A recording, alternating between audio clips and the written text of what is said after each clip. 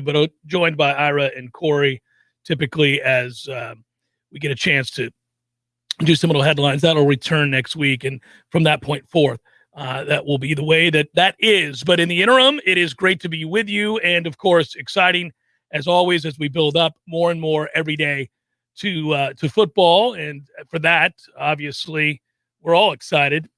Not shocking to see right off the bat there that the Jags have released Tim Tebow. You know, I bring that up not to in Schadenfreude or anything like that. Really? Not in Schadenfreude? No, it's not actually. It's that it bothers me anytime. Now, there are exceptions. It does happen. But it bothers me anytime that I hear people say, well, they just switch positions. As if dudes hadn't been playing that position since they were in Pee Wee football and working on their craft every day for years and years and years. As if there isn't a serious amount of technique that goes into being able to execute your job at each of these positions. Now, there are freakish athletes who are able to transition from one position to another on occasion. But it's just so flippantly thrown around that, oh, he should just be a fullback or he should just be a tight end. I'm like, I don't know. It's not that easy. There's footwork, technique, blocking, and otherwise, leverage, angles, have to be able to catch, got to be able to run. Got to be able to do a lot of things that I'm not real sure he could do at an NFL level. And alas, he didn't make the second round of cuts. Well, and it's also been like 6 years since he played football. It's hard to make it into the NFL. Like, how arrogant do you have to be to think that you could go play baseball, sell funnel cakes for the Mets for like 5 years, and then roll off the street and then go be a special teamer? Like, you know how hard the jobs are to get in the NFL? Do you know how much the guys that he's working against they've competed for years perfecting their craft just to make a practice squad? And like, you're just going to show up and get a spot on the team? Arrogance. Yeah, I think there are examples. Again, you'll find people who, and you have to have a certain amount of belief in yourself anyhow to believe that's even possible. I get it. It's just that I get more upset not with the person who believes in themselves, but more in the sweeping dismissals of people who think, oh yeah, it'll be easy because they root for the guy. Or something. No, it's not easy. It's not easy at all. If he went to the CFL and played all this time, then I wouldn't have that harsh of a stance on it. But he went to play baseball. He took his ball and went home because he couldn't be a quarterback, and he didn't like the answers he was getting about what positions they would give him a tryout at. So he went and played baseball. He hit 210 for a few years, and he thinks he can just stroll right back in. And that's a tough ask, man. If he did it, it would have been amazing, but that's not realistic, especially when you're not shooting for a position where there's scarcity. Anybody can be a gunner. Anybody can be an up man. You know, that's what he's competing for there. Well, here's what I would tell you. Okay, so it's after one game, and I want to move on from this because this certainly shouldn't probably be my lead. I'm just noticing that we get NFL news. People get cut. It's starting to happen throughout the league because preseason games are in the books and people are getting cut. Our guy Jacquez Patrick made it through the first round. Yeah, and I'm rooting for him, obviously. But you get cut after one game. You don't make it to the second round of cuts. Then obviously that is a grand opening, grand closing. And, I'm sure he's grateful for the opportunity. Like you said, it's not every day that you get that chance. But I think what you highlight there is how difficult it is to block in the league, how difficult it is to block. Go look at the film. Yeah. The blocking is what stands out. He's a huge dude. He's a big, strong guy. Requisite strength and size and all that. He kept himself in impeccable shape. Right, no, that's what I'm saying. But it's technique-oriented. The ability to do that and to have proper footwork and to gain leverage and understand angles live. I'm not talking about a walkthrough. I'm not talking about in theory. I'm talking about that's a big, strong man trying to make a play on the ball. Now, you have to understand technique, angles, leverage, and be able to execute that. And if that's not what you've done in your career, I don't care who you are. I don't care how. It's really, really hard. And I think that's the lesson to take away. When you watch the footage of that preseason game, I mean, it's an abomination. I mean, they must have sat down and looked at that footage and been like, oh, good God almighty, what are we doing here? Short of him still having the battering ram left in him, and short of, Urban Meyer and the personnel people saying, all right, we can take on this player in order to use him in goal line sets as a quarterback, because I did that with my offense in college. Like, if that's what they wanted to do, that's more plausible than him becoming a special teamer or an H-back. Right. Because at that point, I mean, you would think that the tread is most certainly still on the tire. We saw Cam Newton. After a while, it's finally gone. It's not the way it was, but he was the best in the NFL in its history as a quarterback in short yardage situations. 3rd down and 1, 4th down and 1, he was the best.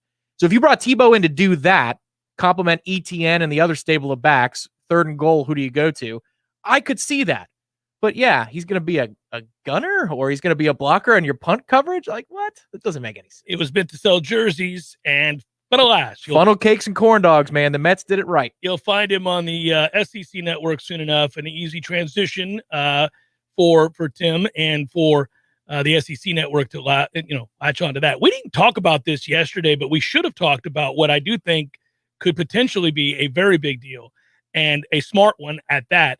And that was over the weekend, it got floated out that possibly you'll see the Pac-12, the Big Ten, and the ACC joining forces in order to offset, obviously, the super conference that the SEC has become. Now, the one thing about that conference, which does have the best football in all the land these days, is that it is very regional. And what we lamented more than anything else about college football and what was waning, what we were losing as fans. And I thought even fans of the SEC could relate to this, because most people who are passionate college football fans loved not just the collegial nature of the sport, what was unique about it, its characters. We talked about this with Bobby Bowden passing away. Last of the unique coaching characters in the game in a lot of ways. It always separated itself in that way from pro football. It was less corporate, obviously, although I understand there's big money. But also just the idea of regionality and kind of looking at a Pac-12 from afar and wondering about their traditions. While all the while puffing out your chest about your own in the Southeast, you still admired the fact that there was another part of this country that was passionate about college football and had their own traditions, just like you did in the Big 12 or, if we're going back to yesteryear, Big 8 and the Southwest Conference, and, of course, the Big 10, where it's undeniable that there are passions that are akin to the ones we have about football in the South, right? There's no denying that Michigan fans care deeply about college football and their place in it. Ohio State, whether we hate or love Notre Dame or wherever you feel about Notre Dame, there's no doubt they are a giant in the sport. And so the country is very well represented. Now, we know there are strengths and weaknesses in these pockets, but it was kind of fun, the idea of I got a job in Denver and now I'm going to walk into the office and it's a Friday and everybody gets to wear their colors. And I'm going to meet a guy who went to Colorado State, and I'm going to meet another guy that went to Air Force. And then this guy went to Southern Cal, and I went to Florida State. And we're going to have this discussion about whose traditions are better and all that. And we're going to watch and have some fun with it. But that was going to go away, that a lot of that was going to go away if what you had was the SEC, this monolith just eating up the best of the best and taking them in, and everybody else became and also ran. And how were you going to offset that? And the reason we had the discussion was less about kneecapping the SEC because we're not in it and missing out on that money, which matters. But it was more about, well, the popularity of college football, which the entire time you and I have been on the air together, and certainly going back even before that, we've watched soar. I mean, the popularity of college football, it went from, okay, the most popular sport when I first started in broadcasting in the late 90s was probably the NFL. It was just emerging as the sport, but baseball still had a stronghold. Oh, it did. And it's not what it was, as we well know, and that's been documented. America's pastime is no longer far and away anywhere close to the most popular sport. That belongs to the National Football League. From there, I remember the big movement before you were born. This is where I sound old. I love this game in the NBA. That was a PR boon. It was brilliant. We watched it emerge. I love this game became the mantra for the league as it expanded both nationally and then internationally. I was old enough for that. Well, I mean, it started in the mid-'80s. So you were old enough because they kept it for like 15 years. Oh, is that so? Yeah. That's not typical. No, you don't usually do that. No, it was around for a long time, and it was smart. The original commercials would cut to some celebrity courtside. I love this game, and then they'd cut to another one, and it'd be LA and New York and Boston and Chicago and all that. But that became a big thing, and we watched basketball grow and eventually get to a place where, arguably it was the second most popular sport in the country. Yeah, the Jordan Bulls era? Absolutely. Without question, right? Yeah. But along the way, now we fast forward, I watched college football go from being very, very regional and very, very popular in pockets like Texas and California. And then, if you looked in the Northeast, you found Penn State fans, Ohio State fans, and all that stuff. But then in the South, it was very, very popular. We watched it just get bigger and bigger and bigger to a point where it was a huge deal nationally. And my thought was, and it emerged eventually, if you just looked at ratings and money, as the second most popular sport to the NFL. That and basketball. And what I ended up thinking was, well, that's about to be done because outside of Ohio State, it is Clemson, it is Alabama, it is somebody in the South. Occasionally you'll sprinkle in a Notre Dame to get their head kicked in, but this is pretty much the Southeast. Or a UW or Michigan State. I mean, all those examples. Yeah, come on down and take your ass That's beaten right, is yeah. what that was, right? And everybody recognized it, and you began to get to a place where, as a fan of the game, the larger game, man, there's 5 teams that can win. Every year they're 5, and none of them really outside of Ohio State. I mean, you have Oklahoma, certainly, but, I mean... I still consider that South, even though it's kind of in the central part of the country. Yeah. Certainly the Southeastern Conference does as well. So it was very interesting. I mean, just to look at how it got very narrow and the focus got very narrow. If you want to broaden that and disperse the money to where those teams can rise up and have an opportunity. Growth opportunities. Then the idea of the Pac-12, Big Ten, and the ACC getting together, both from a schedule standpoint and then from whatever potential contract you can negotiate with that, television rights, that's smart. That's a big deal. You save yourself. Oh, it's a humongous deal. I remember we did a staff Q&A at warchant.com about a month ago asking, what would you do if you're Jim Phillips? Because we all understand that the basics of this arrangement right now are you're hamstrung, you're screwed. How do you get out of it? And who would you add? And my answer was, I wouldn't add West Virginia and Notre Dame. I don't care about West Virginia and Notre Dame. If I didn't think the Big Ten would pick up the phone. So if I was Jim Phillips, I would call the Pac-12 and say, listen, we need to band together to form a super scheduling conference. Yeah. We play 9 games a year, 8 on our own coast, and we have a cross matchup where we go to the West Coast once a year, you come to the East Coast once a year, and then we tell the networks, here it is. Yeah. You get both time zones. You get the 8 o'clock kick. You get Pac-12 After Dark, which is now our own. You can name the Pac-12 a division and the ACC a division and call it the Coast-to-Coast Football Conference, whatever you want to call it. But that's what you got to do. You got to swing big. Well, West Virginia and Notre Dame are not going to cut it to bring ESPN back to the negotiating table. Notre Dame is a big factor. You need to get Notre Dame eventually. Now, the only way you're going to do that is if you put pressure on them to let them know they're excluded from any sort of playoff contention if they don't decide to belong to some sort of alignment or arrangement that we're talking about. Sure, but what I'm saying, it's not a one-size-fits-all solution where you go grab Notre Dame as the ACC and you can renegotiate the whole deal. I don't know that it brings in the windfall that would close the gap between us and the SEC or us and the Big Ten. But it's a huge step forward. It's, for example, we wouldn't in the same breath talk about Notre Dame and West Virginia. West Virginia is not part of the larger conversation. West Virginia is useless. That's right, but Notre Dame might bump the take home a few million a year. I mean, even last year when they aligned with us, it was only 1 million extra per school. No, I know what you're saying. You're saying they got to do more to offset it. I agree with you. West Virginia is just not in the conversation. I'm just not lumping them together. Notre Dame is a big part of but yes, I'm with you on adding more. The point is, what you do in that moment is you isolate, regionalize very specifically the SEC from the rest of the country. You're like, yep, you hillbillies have a great league. Enjoy it. And you can chant all you want.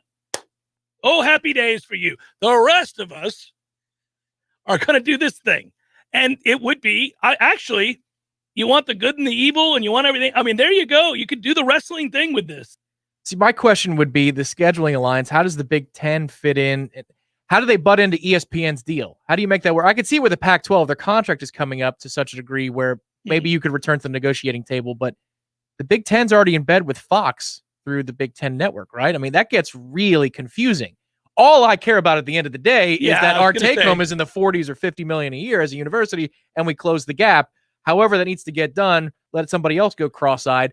But still, that could be extremely confusing in how you sort it all out. Well, that's their job, Tom. That's right. We don't Our have job to worry is to about take that. money. We just pontificate that's right. about how grandiose it could be and allow the others to work out the detail out of pure necessity. It's their job to do so. Go make it work so that we all get rich and be able to combat these hicks down here and we can get it going. Let's go.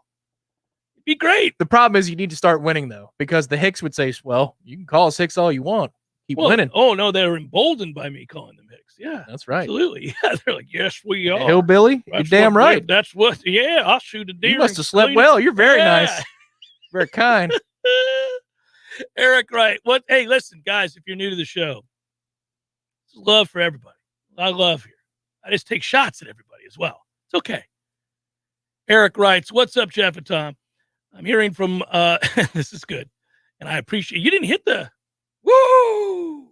Well, we hadn't discussed if we wanted to do that in the first segment of the show. It's a if you're okay open, with it's wide open. It's always buddy. loosey-goosey. It's loosey-goosey if I'm going to get to the actual comment and try to doff the cap here. Woo! Thanks, Eric. What's up, Jeff and Tom? I'm hearing from one of the Noles group on social media that some Notre Dame players are saying that our game September the 5th is just a scrimmage game for the Irish. And he then goes on to say Notre Dame's going down, go Noles. Well, unfortunately, whether that's true or not true. It was true last year. Yeah, it was certainly last year. I don't know if they're saying that or not saying that. I would imagine, by the way, again, that motivation is not going to be a problem for Florida State. And the fans will be energized. First time back in that stadium in full capacity on the heels of a real off season and a buy-in. I think that's evident for fans who are reading and watching the developments of this football team, right? They can see that this is a more unified front, and, you know, whether they, I think, rather wishfully ignore the rebuild while they talk about the togetherness and the plan. We see it in recruiting, right? I mean, There was a tangible plan, and it worked so far. Yeah, I'd say if I was a Notre Dame fan and I was trying to look at this fair-minded, I'd say we should be okay. We're playing Florida State, but we've got a lot of stuff to sort out. So let's make sure it's a tough position in the schedule to face a team like Florida State who's going to be up for it emotionally because of the Coach Bobby Bowden This is a great exercise to do. I like when this is a smart way to look at it. So we always look at it, everything through the eyes of Florida State.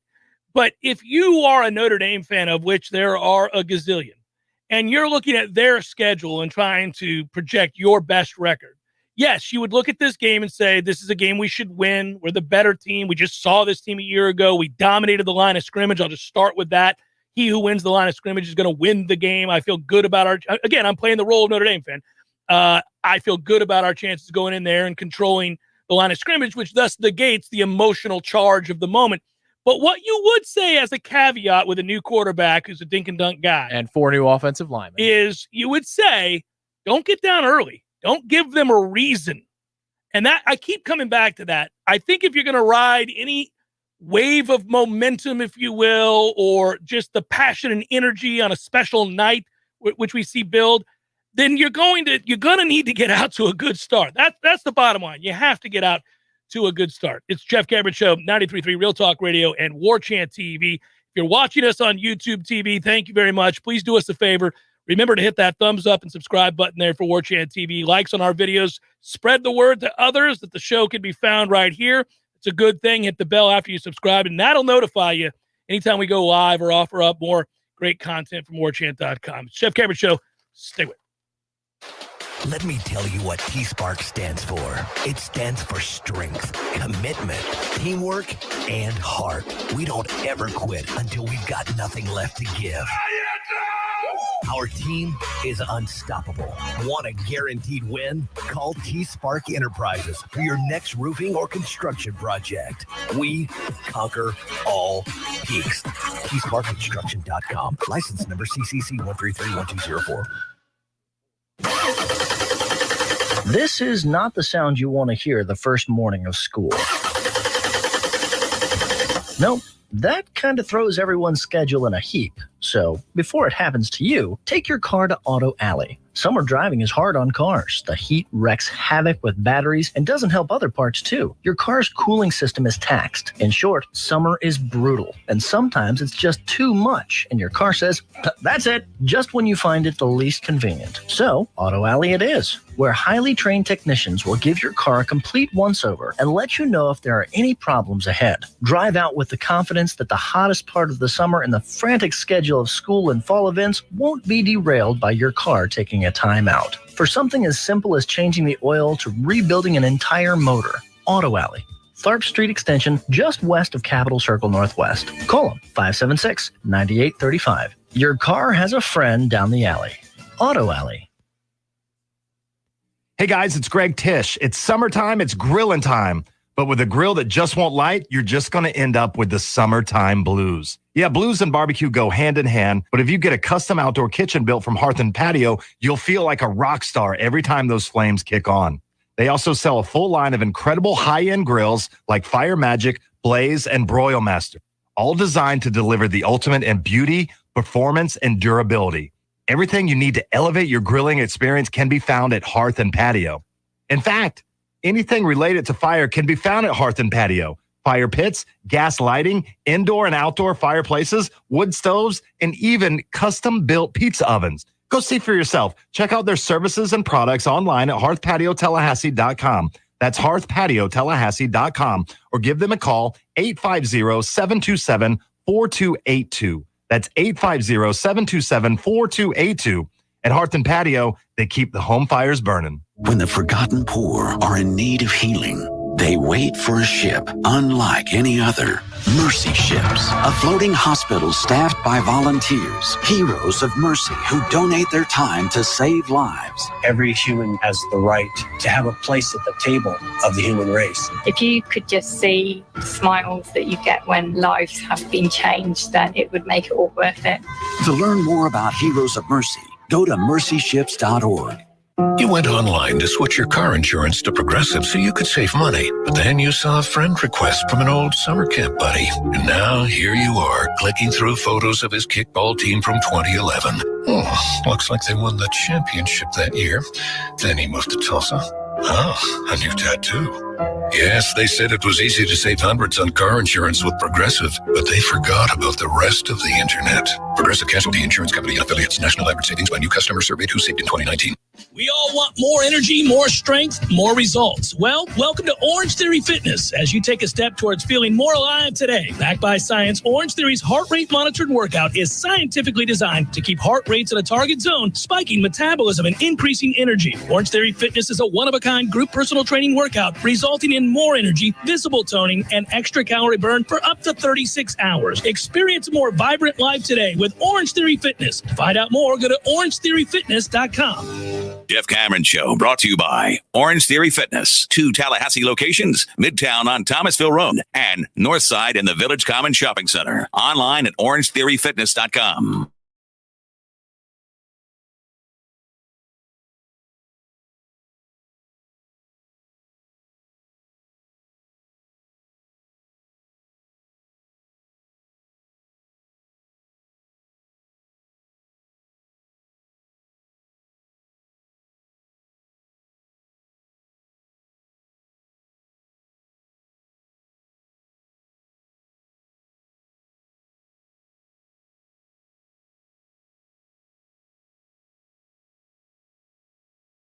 With the feed here on Warchant TV, where we're able to answer questions and talk to you guys.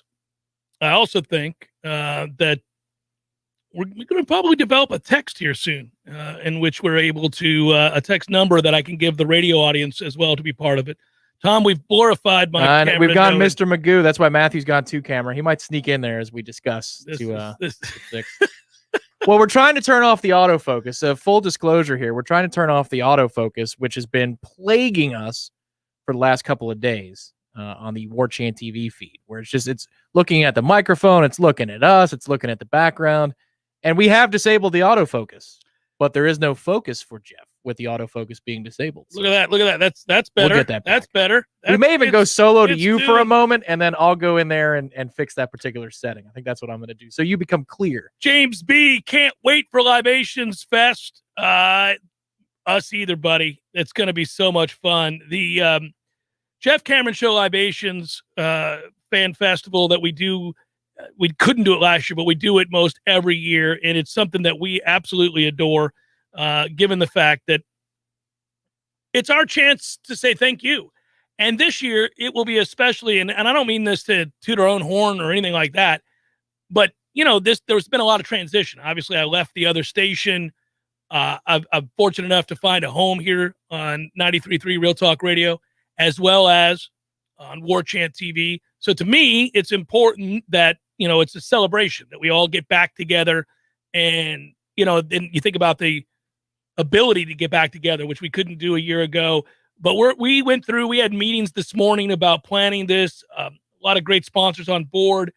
It's going to be a celebration, the return of college football, our thanks to you and our new endeavors. And we've got a lot of things to give away and a raffle and great food and great beer. It's going to be the grand prize of the raffle is going to be awesome. I can't wait to tell folks what that is. That's an amazing grand prize. It is. Yeah. I agree. It's good. It's funny because you can tell we're getting closer and closer. People are starting to think about this stuff now, and everybody is excited, as they should be.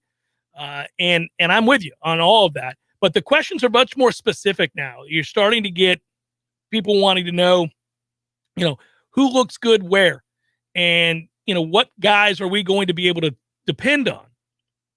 And that gets harder and harder. Michael writes, for example, Jeff and Tom, love the show. You guys rock. Thanks, Michael. I miss the days of having an emotional leader on defense, DeMarcus Walker, Jalen Ramsey, Derwin James, etc. Who's going to step up this season? To me, the way that's always worked is the guys you just mentioned were elite. The two are synonymous. You can't really be an emotional leader if you can't play. There are a lot of guys who love to tell you about the things you should be doing or the requisite passion you should have or how much it means to them and commit yourself to the same degree. The bottom line is you've got to go out and be a difference maker for your team before anybody follows you anywhere. Now, you can do a lot of the right things if you're a backup, and you can provide a good look in practice. You can be an effort guy. You can work hard. You can set a great example. But to be a quote-unquote emotional leader, I think you got to physically be a leader on the field, and you've got to make difference in games in order for people to even want to hear what you have to say. I mean, Jalen Ramsey oftentimes has the attitude of a petulant child. He's very difficult to deal with emotionally and from a personality standpoint. Now, the thing is, he was a beast. Jalen oftentimes was the best player on the field. So that guy showed up every Saturday and now shows up every Sunday and puts in the time in the gym, obviously takes care of his body, obviously understands his assignments and everybody else's for that matter. So all the football stuff, the things you got to do to be a professional now that he is one, he did all of that. And he did all of that too here at Florida State to be an All-American, right? To be the kind of guy that, hey, you can count on him. So dealing with that personality and the arrogance, old sassy, as I like to call him. Yes. Old sassy. But you're going to live with that. And not only are you going to live with that, you're kind of going to follow it and allow him to lead, even though you may not personally want to hang out with the dude because he's bringing it every day. And there was no doubt that DeMarcus Walker was an awesome teammate. Guess what else he was? A really good football player. And it became really easy to follow him in the battle because dude made plays every day and showed up every day. So for me, it's got to be somebody that emerges as an elite player. It's been a while since they've had somebody that game in, game out offenses have had to game plan for going into the game as a true difference maker, the kind of guy that could disrupt what we're trying to do and change the fortunes of this football game. I don't know who that is. If you want me to venture a guess, I'm going to tell you that it's Travis Jay, and that's going to surprise all of you perhaps because we haven't seen Travis Jay be a star yet, even though we've heard so much about him. But I'm telling you, that's a guy that played through injury, obviously, in a nightmarish situation. His first, you think about Travis, since he's arrived, it's been a mess. There's stability, there's buy-in, there's belief, and he's healthy. And I think he's the kind of athlete that can change a game. So I'd look at him. Jermaine Johnson's quiet, but he leads by example, hardworking, and I think potentially a splash player on Saturdays. So there's another candidate for you. Those are two that I would point to right off the bat as two guys that I think have a chance to be emotional leaders. But in order to be an emotional leader, you got to be a physical menace on the football field in order for people to follow you. Yeah, I think the answer is Travis Hunter when he comes here next year is probably the next guy who would develop that way. But if you're looking for candidates, I mean, Jermaine Johnson and Keir Thomas have been willing to lead their segment group And I mean, taking it upon themselves to go offer and volunteer information to the younger players or the inexperienced players at edge rusher this whole offseason. That's important. It wasn't that the coaches told him to go do it or the coaches told the freshman, hey, go call this guy and he'll tell you what to do.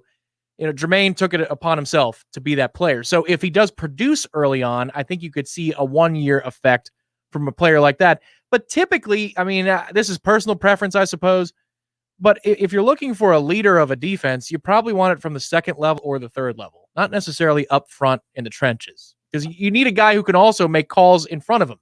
There's nothing in front of Jermaine Johnson except an offensive lineman and a quarterback, but you want ideally a linebacker who can talk to the safeties behind him and look at the offensive line or the defensive line in front of him. In the overall scheme. Right, move over a gap, look at what they're doing, the trends and stuff like that. But that's where lacking at linebacker, both physically and then all the other aspects of what we're talking about with this defense. And that's been a problem. I don't know. We'll see. I would think that the last great leader you could have had along the defensive front probably would have been Timmy Jernigan, who manhandled people. Or DeMarcus. Like Eddie Goldman wasn't consistent enough, but DeMarcus would bring it every week. And let me ask you this question, though. When Coach Norvell brought up Deloach and Lundy yesterday, did that make you feel better about the linebacker position or worse about the linebacker position? I was indifferent. All right. I like Lundy, but we're not special linebacker. We haven't been in a long time. I was a little concerned that I'm just not hearing Amari Gainer's name enough. We did the media day, but not a whole lot since. That group more than any other on the field is you got to show me. You got to show me. I'm not hearing a damn thing this fall camp. I don't care what they tell me. I mean, I've been to a lot of practices. We're going again tomorrow. I listen. I'm going to have to see them perform in games. They were just such an Achilles heel for this team a year ago. That's a show and prove position right now. More than anything else, it's a show and prove position. Jeff Cameron Show, 93.3 Real Talk Radio. Your local news now. The Florida Geological Survey, in partnership with the Northwest Florida Water Management District, used a non-toxic dye Saturday to study where the water in Lake Jackson goes once it drains into the underlying Upper Floridian aquifer. According to Florida's Department of Environmental Protection, this is a unique opportunity for the study as the Porter sinkhole is exposed on the dry lake bed of Lake Jackson. The Upper Floridian aquifer provides drinking water to the citizens of Leon and Wakulla counties and is also the source of water that discharges from springs like Wakulla Spring. 23 sites will be monitored, and officials expect to collect hundreds of samples. For the study, geologists will use the same bright green dye that is used to turn the Chicago River green every St. Patrick's Day. Last week, FAMU reported 2,115 people were tested for coronavirus with a positive rate at 18.13%. This is compared to back in June when the average number of tests was 300 and positive rates were at 5%. This is Rachel Lene with your Real Talk 93.3 local news update, brought to you by Mac & More Systems, Tallahassee's go-to Mac store. Check them out online at macandmoresystems.com. This is meteorologist Paul Trombley with your Real Talk 93.3 weather update. Cloudy skies with a few peaks of sun this afternoon with a chance for scattered thunderstorms. High temperatures reach up to 88. Southwest winds 8 to 15 miles per hour. Lows dip down to about 76 tonight. Chance for scattered thunderstorms. Scattered thunderstorms again tomorrow. High temperatures reach up to 91. Partly cloudy skies. This report is brought to you by the Lawn Johns. For all your landscaping and lawn care needs, visit thelawnjohns.com. Right now, 88.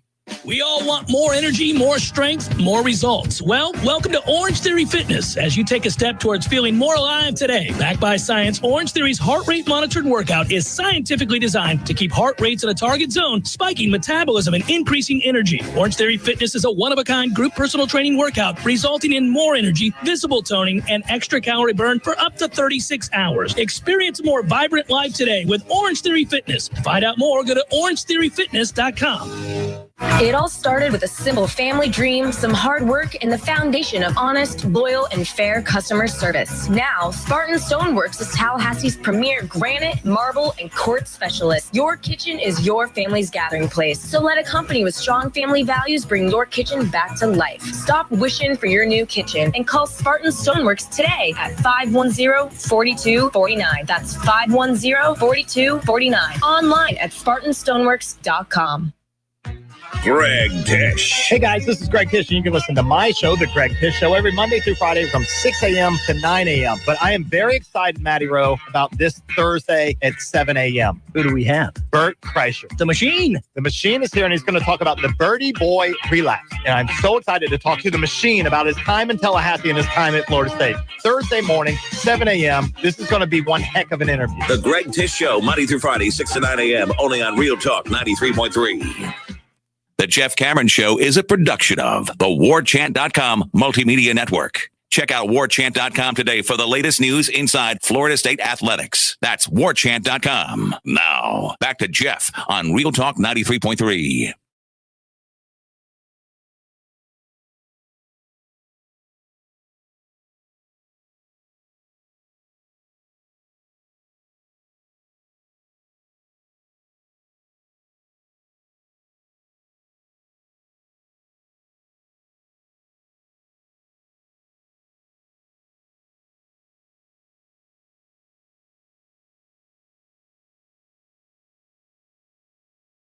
Give Lundy some goal line packages as a fullback, all that stuff. Yeah, he's a big one. No doubt. Who are the top players? Benjamin wants to know. Bringing the intensity every day, similar to Ramsey. The only reason I highlighted that question was this: that the best part of watching the practices these days is that I think that is on display daily by everybody. That's when I talk about the reason for excitement in terms of buy-in and believing what the coaches are telling the players and the players trusting the coaches. The reason that question is so frequently brought up amongst all in the fan base is that it was omnipresent, meaning the lack of consistency and effort on a daily basis for the last 4 years. That was a thing that you always had to worry about and became frustrated by. And then when you watched the games, you could tell that there was a lack of attention to detail, a lack of focus, a lack of intensity. Really, they weren't. If you were describing our football team the last 4 years, you would say that they're not a very well-adjusted person. They really tend to overly focus on their Facebook and Instagram accounts.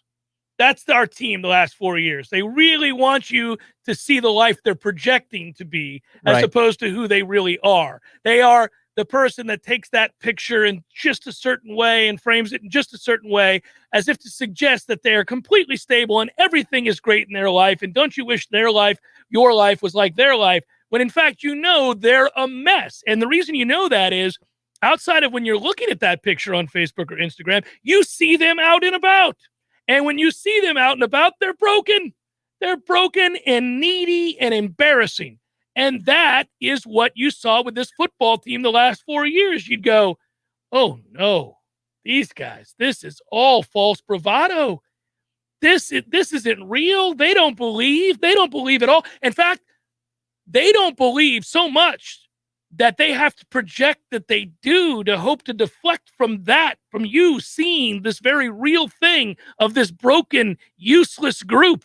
And so they were over the top. Yes, a busted coverage and an overthrow. Incomplete, waving the arms around. The bravado after having not done anything. That's correct. You weren't within 10 yards of the receiver, but it was an overthrow, so feel free. Yeah, well, Go crazy. That was the bravado, the false bravado of a picture that you posted that makes your life look to be better than it is. That's what that was. That's what they were doing all the time. Yes, it was embarrassing. Because the photo of them would be with the incomplete hands. You're like, oh, I guess he made a good play. Yeah, maybe he made a good play. No. He got roasted, but we got lucky. Well, and again, I don't think that's we'll lose for different reasons, and people will grasp at straws as if to explain why things aren't working above and beyond a lack of personnel and depth. You watch, mark my words, that's going to happen this year. That when if they lose, I don't know, whatever the acceptable number is, it's different for every person. But if they get into that 6-loss territory, God forbid they don't qualify for a bowl and get into that 7-loss territory, the hyper-focus and intense criticism, and we'll see. We'll watch the games. They matter. How they play matters. I'm not saying it doesn't. But almost every one of the criticisms are going to stem from something other than ability. It's going to typically be coaches. It's going to be, you blame whatever on the officials. It'll be things that don't have to do with having to confront a stark reality, which is that we're not good enough. Because nobody ever wants to hear we're not good enough. I mean, it sucks if you think about it. While we're continuing to use the analogy of social media and what people post on platforms, the bottom line is nobody ever wants to confront their own deficiencies. Nobody ever wants to confront. I mean, the hardest person, to be honest with you, is yourself, right? Is to say, I'm lacking in this area. I've got to get better here, here, and here. I can't expect to reach this goal or that goal if I don't first do this, this, and this. And that's everybody. That's all of us. I mean, there's no perfect people. So, but it's just tough to do because, man, that's that far away stare we talk about. That's okay, I'm going to have to change about how I go living every day. I got to go to bed earlier. I got to get up earlier. I got to change my diet. I got all this stuff. That's hard for people to do. And I think that's the equivalent of, damn it, man, we're just not good enough. Mm-hmm. That kid's trying as best he can, but he's just not any good. It's harsh. Right. It's so much easier to say that about a pro. Right. We're trying to get down to 185, but we're at 310. So let's get to 290 first, and let's have a conversation at that point. Yeah. Yeah. Yeah. It's funny because if you do that, if you say, all right, well, I got a long way to go, and you accept it, then every little gain is exciting. It really is. It's kind of like, I know this isn't going to be overnight. I know this isn't going to happen tomorrow or the next week or even the next month, but let's check in this time next year. And, that nobody likes to do that because we want the immediacy of, and satisfaction and gratification right now. Now, I suggest, and I have been suggesting since we came on the airwaves here and really this entire summer, that if you're, for lack of a better term, properly adjusted in terms of your expectations, then this year can be really enjoyable, even if it's a 500 season. Like, it can be really enjoyable. There have been times, and you and I have talked about this, and I know we got a break and we'll come back, but I'm just saying there have been times that I've found more joy in watching teams that play above the sum of their parts, right? They collectively, sure. Those teams are fun to root for. Yeah. They lift each other up, and that these things have to happen. It's like last year before COVID ravaged everything, we went to the mat drills, whatever the equivalent, the chase, I don't know, that's what Willie called it. And I remember seeing the roster and saying, God, these guys are small. They better have a chip on their shoulder. They better be like the little dog in the fight, right? The one that just keeps yapping and yapping. Mm-hmm. And I mean that with effort, with details and things like that, because they're not good enough. But if you concede that and you put the straitjacket on and you realize that you can't get out, but you make the most of it, it can be rewarding. It just sucks because for everybody that's followed this program back to the 90s, including myself as a kid, we were spoiled as hell. You never had to worry about this level of a problem. And now we're on year 5 of worrying about this level of a problem. It's just nuts. Good news is they got a hell of a recruiting class verbally committed. And if they show growth. Way to say verbally committed at the end, too. I like that qualifier. Yeah, verbally committed. A hell of a class, verbally committed. Yeah, they do. I hope no trees landed on your roof for any reason, like soggy ground, for example, or perhaps gusts of wind during Fred's brief interlude here in Tallahassee. I hope that didn't happen, but if it did, give my man T-Spark a call today. They'll help you out right off the bat. If you have structural damage, T-Spark Enterprise is available to help come and inspect the roof. Best part is with T-Spark, it's one phone call because he can not only fix the roof, but they're also licensed general contractors, and they can also take care of any structural damage right then and there. So you're good to go. Give them a call today, 850-766-1340. This is Dr. James Ryan Finn from Finn Chiropractic. The number one myth about chiropractic is you don't have to take care of your spine until it hurts. Most patients come in with symptoms, neck pain, back pain, headaches. Those are not the cause of your problem. That's the result of your problem. So unmask the cause of your problem at Finn Chiropractic through the Phenomenal Health Examination. So if you're a loved one or having neck pain, back pain, or headaches, don't mask the symptom, unmask the cause at Finn Chiropractic, because your chiropractor loves you and there's nothing you can do about it. I called Swain Pools and Spas. Now I'm soaking up the fun when I want to. Swain Pools and Spas is your pool and spa everything store. Swain sells them, Swain repairs them, Swain renovates them, Swain services them. Swain even has pool and spa supplies. And they'll test your water, too. Look for the big Swain sign on Tharp Street. Call them at 386-7113 or online at SwainPools.com. Swain Pools and Spas. When you're looking to get anything done, chances are you've got a guy for that. And when it comes to your car or truck repairs, the team at Tallahassee Car Care are your guys. The kind of guys that have motor oil running through their veins. The kind of guys that prefer grease remover over frou-frou flowery scented soaps. And these guys will tell you the truth with no fluff. When your car or truck needs any kind of repairs, look for Tallahassee Car Care on West Tharp Street, right behind Swain Pools and Spas. Tallahassee Car Care. Finding great candidates to hire can be like, well, trying to find a needle in a haystack. Sure, you can post your job to some job board, but then all you can do is hope the right person comes along, which is why you should try ZipRecruiter for free at ZipRecruiter.com/free. ZipRecruiter doesn't depend on candidates finding you. Its powerful technology identifies people with the right experience and actively invites them to apply to your job. You get qualified candidates fast. So while other companies might deliver a lot of hay, ZipRecruiter finds you what you're looking for. The needle in the haystack. 4 out of 5 employers who post a job on ZipRecruiter get a quality candidate through the site within the first day. ZipRecruiter, the smartest way to hire. And right now, you can try ZipRecruiter for free. That's right, free. Just go to this exclusive web address, ZipRecruiter.com/free. That's ZipRecruiter.com/free. ZipRecruiter.com/free. If you weren't the owner of Gordo's and all those wonderful restaurants, Eddie, what would you be doing? You know, I think I'd want to be I don't know what I'd want to be, a boat captain or a cowboy. You know how to use a lasso? No. You'd have to do that if you were a cowboy. Yeah, but I've never even been on a horse. It's not my place to be on a horse. I agree. And the horse thanks you. Gordo's, bringing the flavor and flair of Cuban food to Tallahassee since 1996. The Jeff Cameron Show, brought to you by Orange Theory Fitness. 2 Tallahassee locations, Midtown on Thomasville Road and Northside in the Village Common Shopping Center. Online at orangetheoryfitness.com.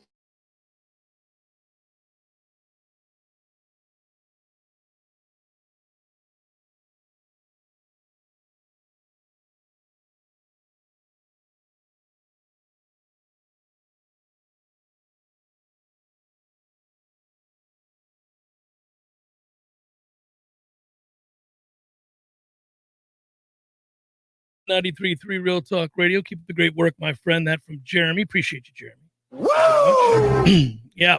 No, we're happy. We're happy. This is feel like we've extended that first week, but this is cruising past. And you know, the content is limited to the 2 hours here for now. And you know what happens with that is getting hyper focused on any one thing. This is going to be an interesting way for me. I'm just going to give you a peek behind the curtain of show prep once we do start football. Mm-hmm. You just don't have the allotted time typically that you need to really thoroughly vet everything. So in some ways, it's great. We're going to hit on the biggest topics of the day, both as it pertains to the National Football League, college football on the whole, and obviously Florida State. We probably should have reversed the order there with the central theme being Florida State, but like that's going to happen on a daily basis. And then there'll be things outside of it, obviously, including human interest stuff that I like, but you got to pick and choose wisely. I know that.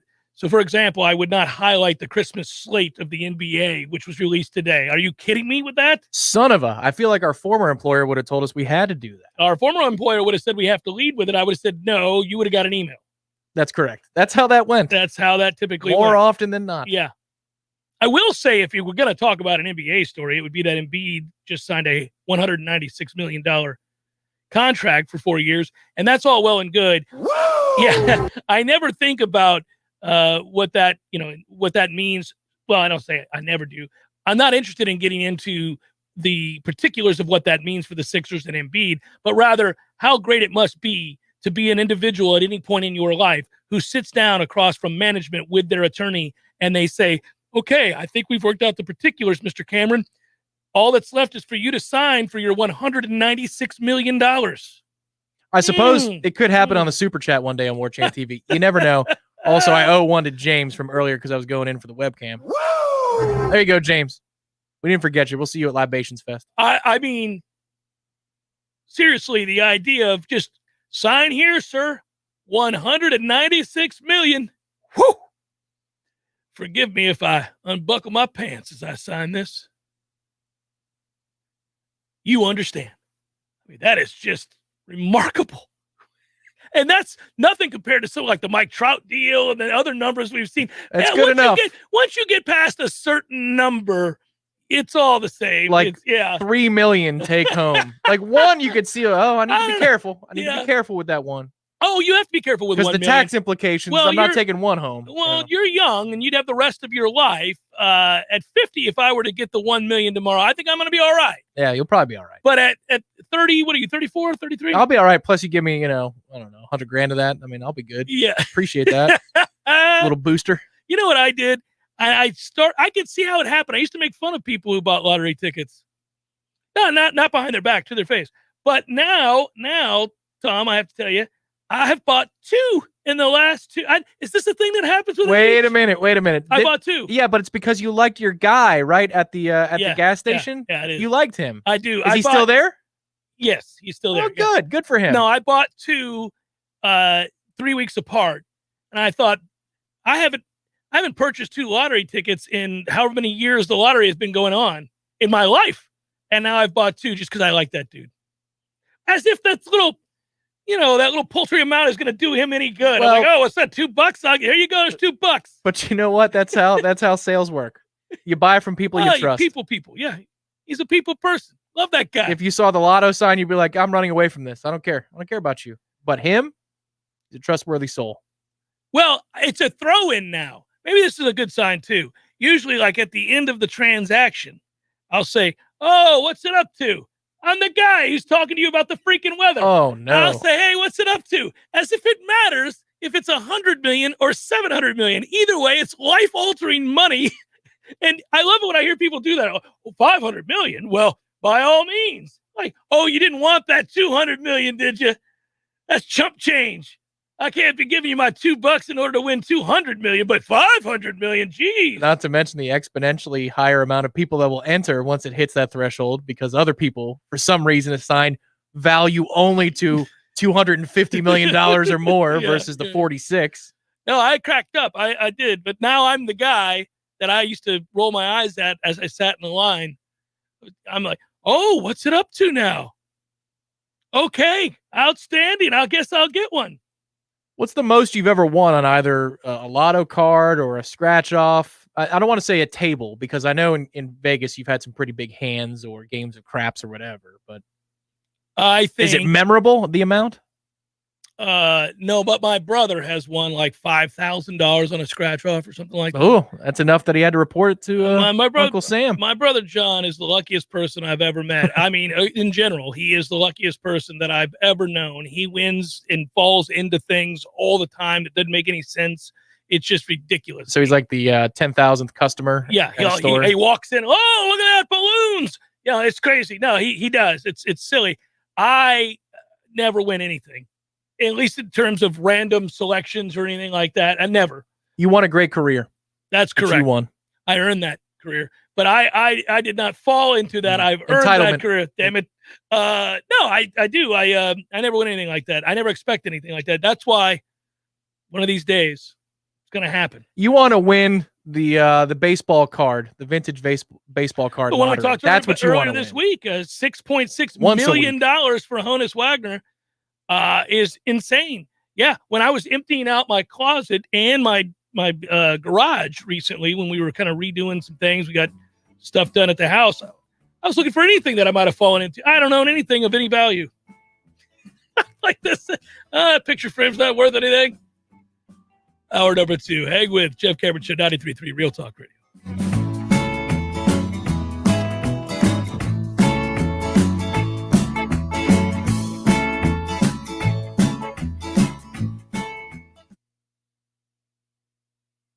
Real Real Talk 93.3 WVFT, Gretna, Tallahassee. Breaking news this hour from townhall.com. I'm John Scott. NATO Secretary General Jens Stoltenberg blames the swift collapse of Afghanistan on the failure of that country's leadership. Parts of the Afghan security forces fought bravely, but they were unable to secure the country because ultimately the Afghan political leadership failed to stand up to the Taliban and to achieve the peaceful solution that Afghans desperately wanted. His remarks came after he chaired a meeting of NATO envoys to discuss the security implications of the Taliban's victory. The Pentagon says U.S. commanders at the Kabul airport are coordinating with the Taliban while accelerating the evacuation of Americans and at-risk Afghan allies. Also at townhall.com, heavy rain from Tropical Storm Grace, forcing a temporary halt to the Haitian government's response to the deadly weekend earthquake. Grace battering southwestern Haiti. Some areas could get 15 inches of rain. The death toll from the earthquake at 1,419, the number of injured to 6,000. Speaker Nancy Pelosi indicated in an interview that the two Republicans she rejected to serve on the select committee investigating the January 6 riot could be scrutinized as part of its work. During an interview with the 19th News, Pelosi said that she voted Republican Representatives Jim Banks of Indiana and Jim Jordan of Ohio from serving on the committee because she thought they were outrageous and not serious. Banks and Jordan are two of Donald Trump's most vocal supporters in Congress and have echoed the former president's claims of election fraud. Banks also recently organized a delegation of House Republicans in the U.S.-Mexico border trip with Mr. Trump. Banks accused Pelosi of using the select committee to target her political opponents by suggesting he and Jordan could be investigated. Bernie Bennett in Washington. The Dow is down 400 points, the NASDAQ 186 points lower. More at townhall.com. Let's be boring and do a commercial about cash out refinances. It's Ryan, and our mortgage team will often have a listener say, I think I understand what a cash out refinance is, but can't that be bad for you sometimes? So let's hit on that. As with anything, it's certainly not the right move for everyone. If we don't have to, we don't want to add a bunch of years onto our loan or increase our monthly payment too much or pay more in the long run. But because home values have skyrocketed so far up the last few years, while rates have come so far down, we've seen many scenarios where listeners today can pull out a significant chunk of money from the new value in their home while lowering the years on the overall loan, while lowering their monthly payment and lowering how much they ultimately pay. The key is to just look at the whole picture and be honest with yourself about your situation. If you're looking for someone to show you your options, we are United Faith Mortgage. United Faith Mortgage is a DBA of United Mortgage Corp. 25 Melville Park Road, Melville, New York. Licensed mortgage banker. For all licensing information, go to nmlsconsumeraccess.org. Corporate NMLS number 1330. Equal housing lender. Licensed in Alaska, Hawaii, Georgia, Massachusetts, North Dakota, South Dakota, or Utah. Crawfordville Auto and Tire. Crawfordville Auto and Tire. Oh, hey there. I was just singing the praises of Crawfordville Auto and Tire. They do just about everything. Complete engine rebuilds, brakes, shocks, tires, oil change, you name it, they do it. And they offer a 12-month, 12,000-mile warranty on all parts and labor. Most of the time, they can service your car the same day and offer towing to help you get to the shop. Now that's something to sing about. Open weekdays from 7:30 in the morning until 6 at night. Crawfordville Auto Repair and Tires. Warchant.com is the ultimate inside source for FSU football and recruiting. Get in on the action for free for an entire month. Warchant.com is offering a risk-free 30-day trial subscription just by entering the promo code WARCHANT30. That's WARCHANT30. Get in on the world's most active FSU message boards. Receive breaking news, stories from our award-winning staff, plus get exclusive interviews and videos. Just enter the promo code WARCHANT30. Warchant.com, your ultimate Seminole sports source.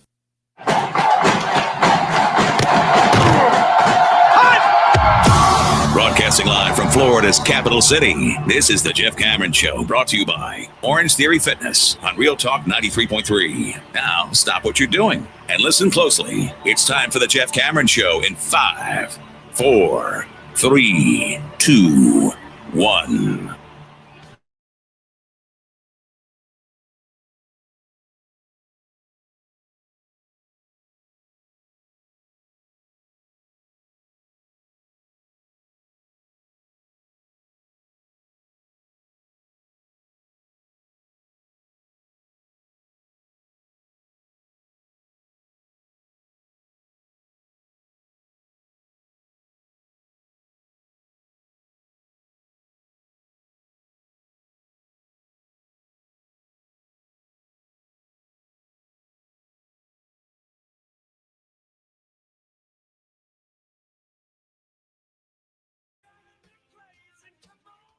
I hope so. There is a tree to the right side of my house that's positioned in such a way that had it blown over, that my neighbors would not have been hurt. Our house, my wife and I, and the kids' house would not have been affected. No cars would have been destroyed. I was rooting for it. I watched closely. I was looking out the window. I wanted this tree to go. I don't like the tree. It's a nuisance tree. And you wanted nature to decide for you. I wanted nature to decide for me. I wanted nature to take care of business, but it didn't happen yesterday. That tree just stared me down and went, "Oh, I'm going." I don't know what happened there. I don't know. I'm going nowhere. Is what You didn't curse. No, I didn't do anything wrong there. I was just telling you what the tree said. So that's where we're at. Chad, well done. Thanks for the $10 that you won on a scratch off.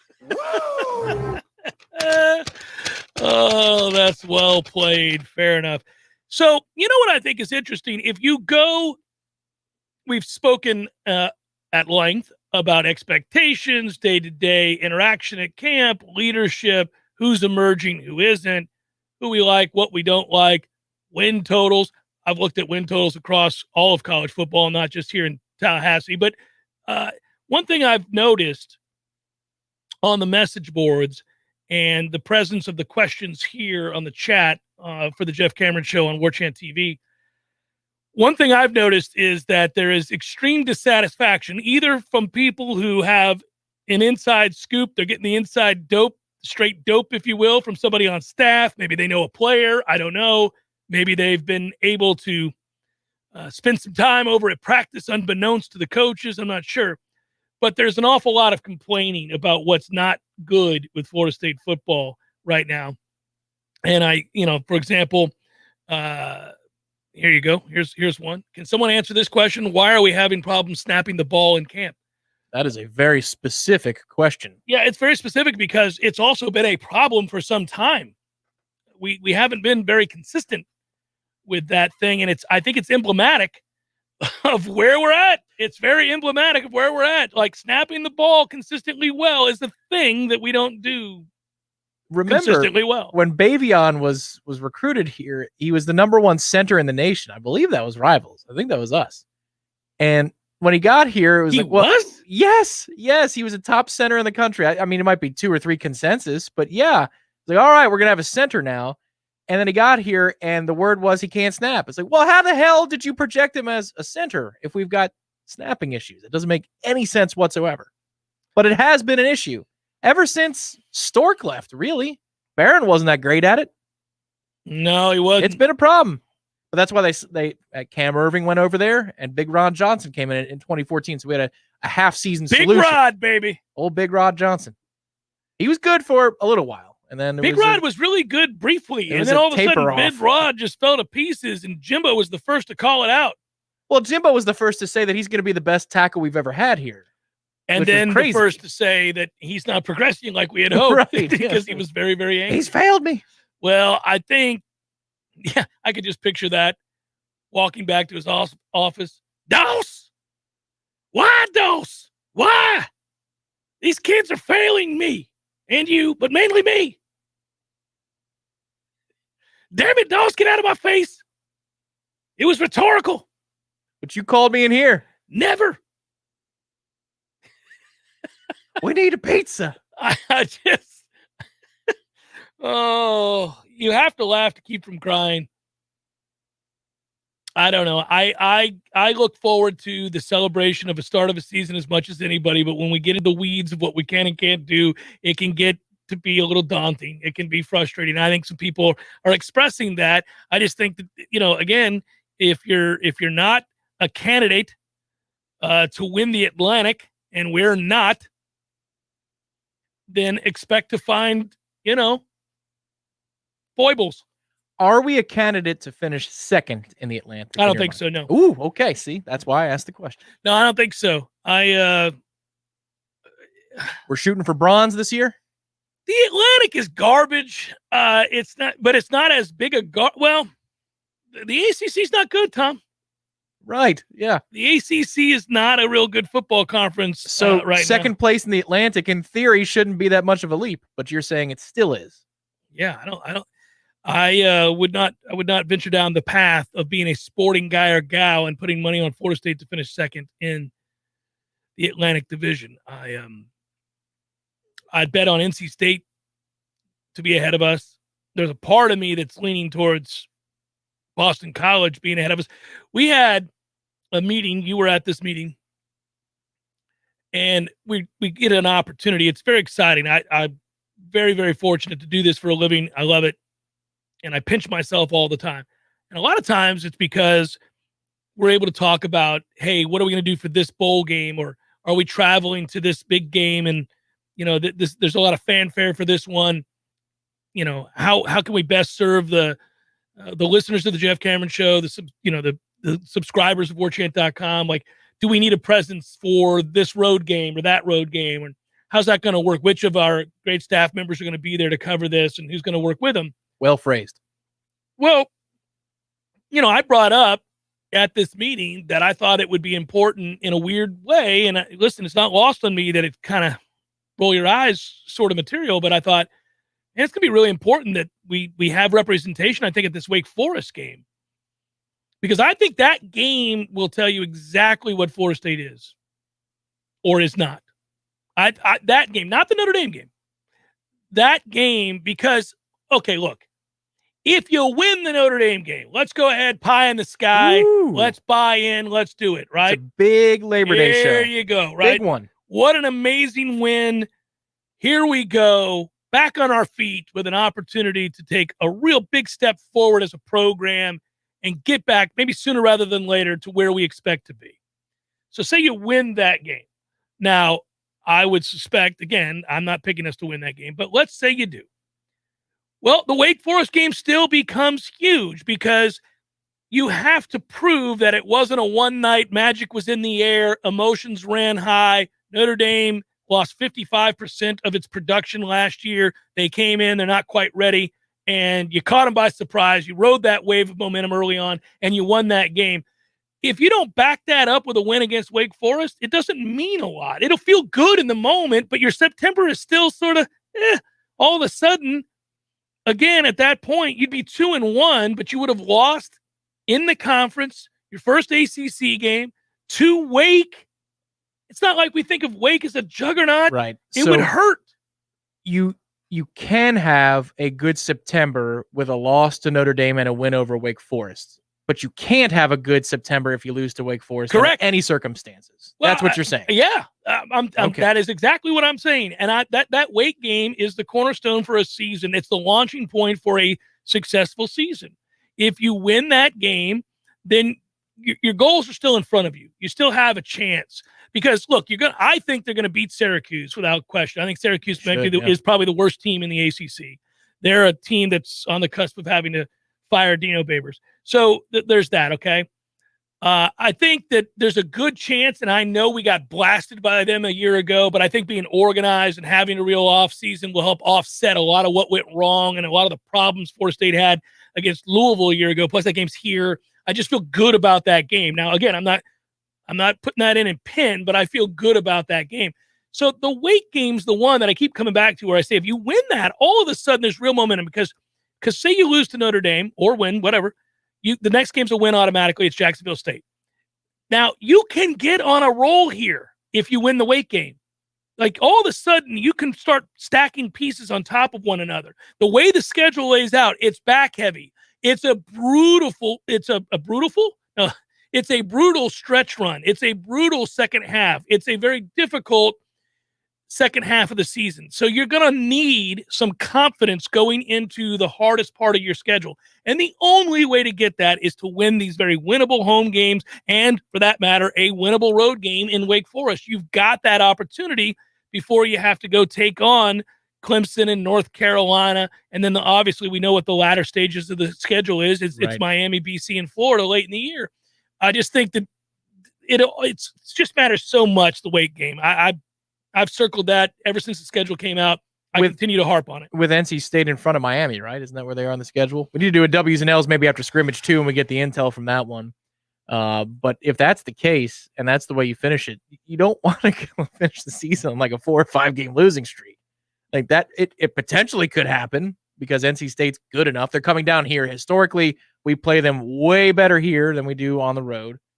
But that's one hell of a string to finish the year. Yeah, you get, luckily, after the North Carolina game, you do get the bye ahead of UMass. You get the UMass win. So, well, the reason I say that is you get a win in October. Right. You're preparing for NC State through the bye. I mean, you're not preparing for UMass, and you're not going to prepare for Clemson all that much. Well, I think you'll prepare. I mean, you don't want to go up there and get beat 90-7. I mean, but some of the principles we are installing for NC State may work against Clemson. I mean, like if you're really going to put the eggs in a basket of a game that you can win, you're probably spending extra time during the bye week on NC State, Boston College. You're trying to install for those opponents more than you normally would or normally should, which would be you obsess over Clemson for a couple of weeks when we're healthy as a program. We just ain't there. That doesn't seem like a smart use of resources. I think oddly, I just have a funny feeling because this happens every year and we end up in this, and I know that we've lost them several years in a row now.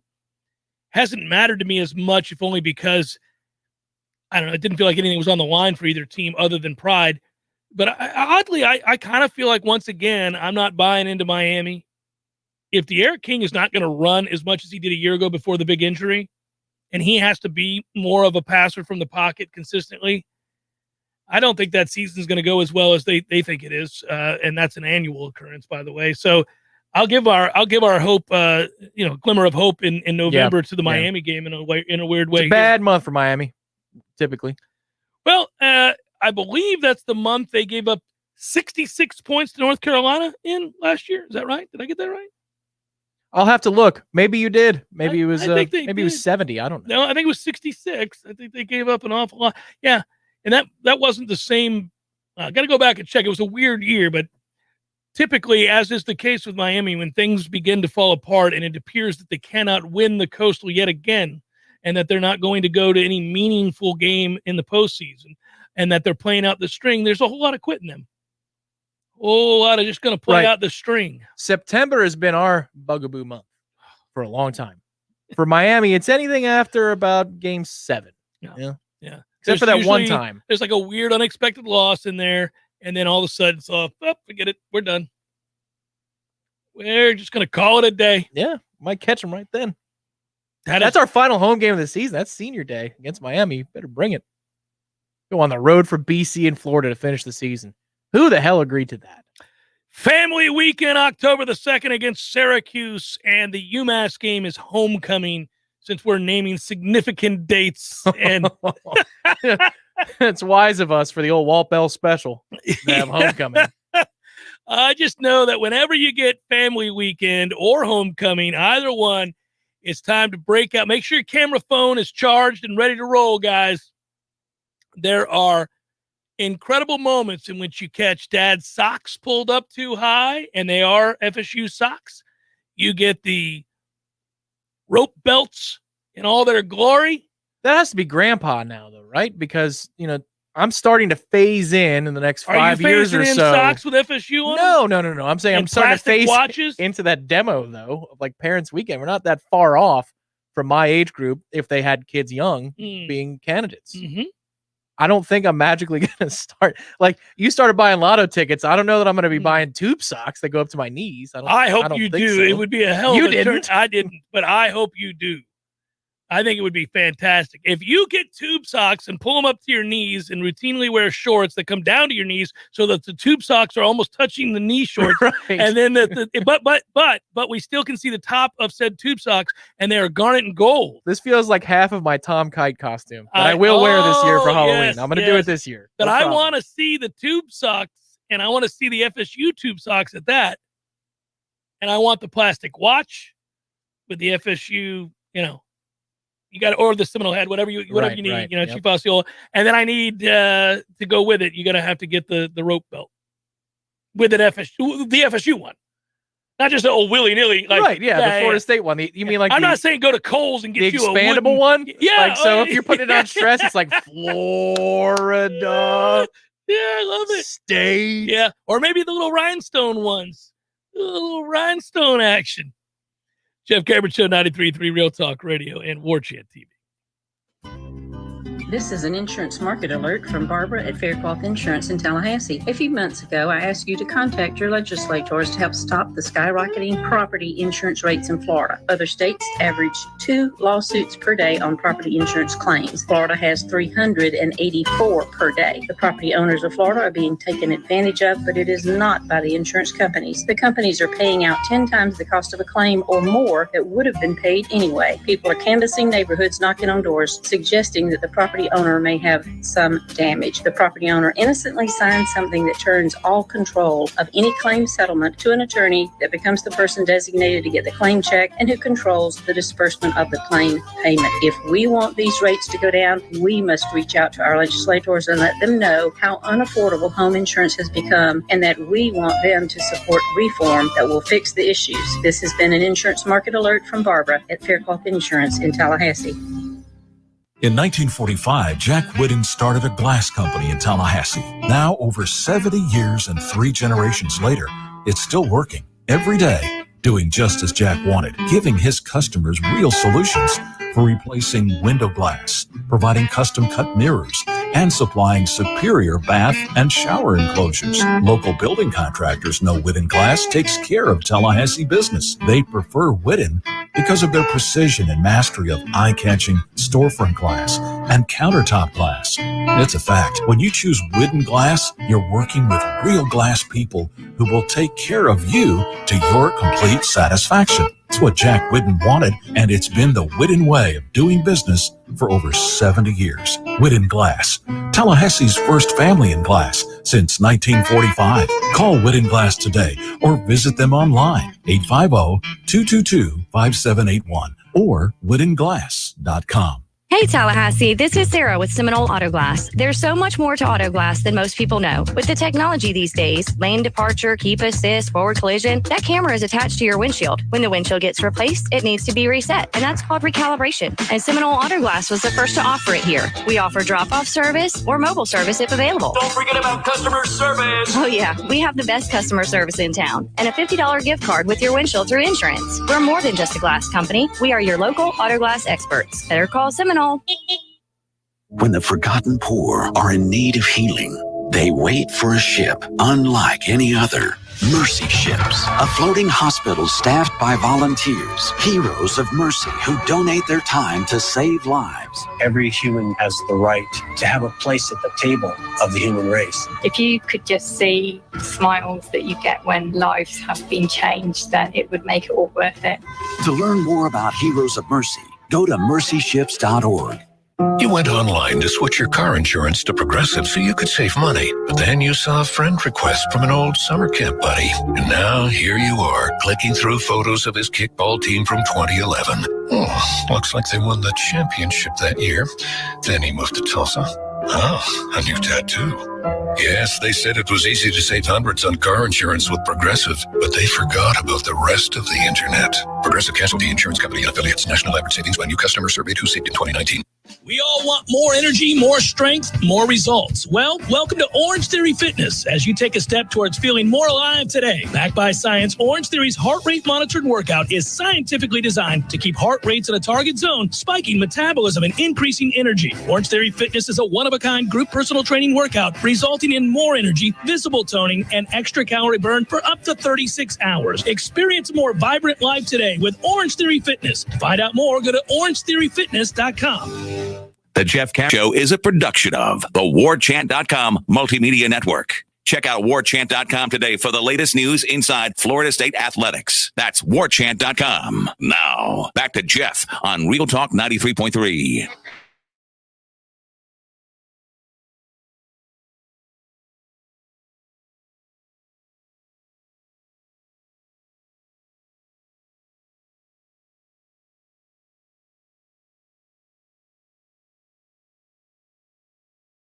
I think every day we come in here, people want to know what Mike Norvell said, or was there anything we can glean from what he said, or it was inferred. Tom, you'd have to go to warchant.com and read the story. Ooh, that's very nicely done. But I will tell you that the thing that stuck out to me most was the very last line of the story. Now go back and go ahead and, get the summation, but you want to read just this last line, because to me, that quote, more than any other, is telling about what last year was and what we hope this year to be, very specifically on offense. And the quote reads, "What I'm excited about is we call a drop back pass and we can actually throw and catch it. It's good to see." You could play devastating if you wanted to. I mean, that is, good God, man. For the love of God! That's me coaching the Timberlane Raiders. That's me coaching the Timberlane Raiders about week 2 or 3 of practice, coming home and telling my then girlfriend, we threw a pass today and it was caught. And those were 12-year-olds. And she's excited for you because she knows you've been worried about this. Yeah, because we've been unsuccessful in calling the, passing game. The drop back pass game has been lacking. Devastating. And again, without being cynical, that quote, doesn't that quote just leap off the page? Your head coach, who's an offensive guy calling the plays. Okay. This is the guy, right? I mean, Kenny Dillingham's this guy, but we get it. He's putting together the game plan. They're of one mind. You should know that. Yeah. He's the guy. One mind. Your head coach, play caller, all of that, his offense just said, what I'm excited about is we call a drop back pass and we can actually throw and catch it. For the love of God! And then says, it's good to see. As if we really haven't seen much of it. Yeah, that's true, because all the advanced metrics from a year ago show you that when you had to throw it and everybody knew you were going to throw it, you were terrible. And there are myriad reasons for why they couldn't execute in the passing game a year ago. But assessing that blame doesn't really matter. I mean, they couldn't block it up in obvious passing situations. And Jordan Travis wasn't good enough. Just wasn't good enough. That's a terrible combination. We can't block it, he can't throw it combo is not going to win you a lot of football games. Bend over. That's a tough combo.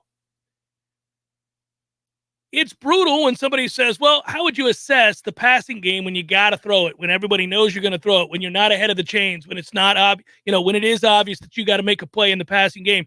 And I have to then say as a coach, well, we don't block it up real well, and my quarterback can't throw it accurately. That's a hell of a thing. Bend over. Now, again, I say all of that because I prefaced it without being cynical. I'm just telling you what those numbers tell me. But here's the good news. They're going to be better at blocking it up this year. Markedly better? I don't know about that. Better, I think. Will it be a seismic shift in the way that they're able to protect in the passing game? Probably not. Probably not. Will it be noticeable? I think so. So we're getting to a place there. We're getting to a place. That's good to know. Uh-huh. And then secondarily, I'd tell you that if Jordan Travis starts at quarterback for Florida State, he's a better passer now than he was a year ago. That I definitively believe to be true. I think that is true. That's a testament to his hard work and growth at the position and him putting in the time and effort and focus. Good. So there's two things to lead you to believe they'll be better at it. And that quote, without being a jerk, again, that quote says an awful lot about how exhausting last year was for the head coach and really for anybody on the offense. Because, man, at a place like Florida State, where they've had some pretty good quarterbacks, at a place like Florida State, where they've had some of the best offenses in the history of the game, it's hard to stomach the overwhelming joy one feels when you're able to call a drop back pass and, quote, actually throw and catch it. I think if somebody walked off of the street and brought that quote to our attention, they said, who do you think said that? I think you and I would both respond, Coach McKay for the Bucks? Was it John McKay? Because I heard how Mike delivered it. It wasn't, cynical and he was waiting for the punchline. He was actually just saying it in passing and moving on to the next point. But the way that reads and sounds in my brain sounds like something like akin to what would you say about the execution of your football team? I'm all for it. Yeah, it's on that level. I'm glad that we can complete a forward pass. All right. Yeah, I think it says everything you need to know about where we were and where we were trying to get to. Where we were. Yeah, where we were. But I mean, again, people are more comfortable admitting their foibles when they're past the foibles and they fix the things. You'll hear more about the bad times after the bad times are over because people come to grips with them and they're willing to admit how bad those times were. I think that's what that is. Oh, man, look at this. Just made me smile. I just saw this. Chris writes, still got my Raiders jacket from 98. Good on you, Chris. He was one of your players? Mm-hmm. Good times. Oh, that's awesome. Yeah, man, it's it's a toughie. Hey, Chris, how many F-bombs did Coach Cameron drop in a Raiders practice on average or a game? Maybe, Feel free to answer in the comments. I got to go back to, it's 98? Maybe it was 96. Maybe Chris didn't play for me. Go and look. It's been a long time. And I can't remember every kid. 96 was when you coached them, perhaps? There was 2 years, but It'd be the silver anniversary? Are we getting there? It's been a long time. Maybe 25 years ago. If Jamie Gibbons is listening to the show today, he was on that team, so he can tell me. Oh, was he really? Yeah. I don't know that. He was a defensive back. Little tyke. Glad he chose basketball. Oh, really? Yeah. To get off your field? He gave me a lot of effort. He was a tough-minded kid. He was really tough. Not a starter. That's what I'm hearing.